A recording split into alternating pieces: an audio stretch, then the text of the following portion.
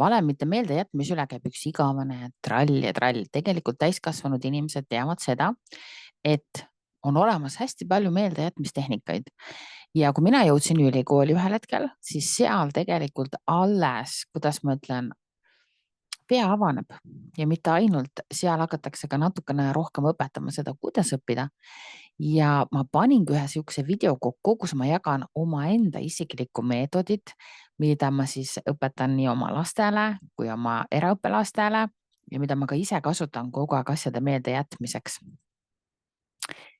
Nii et sinu mälu on sinu vallata ja see siin on ainult üks võimalikest tehnikatest.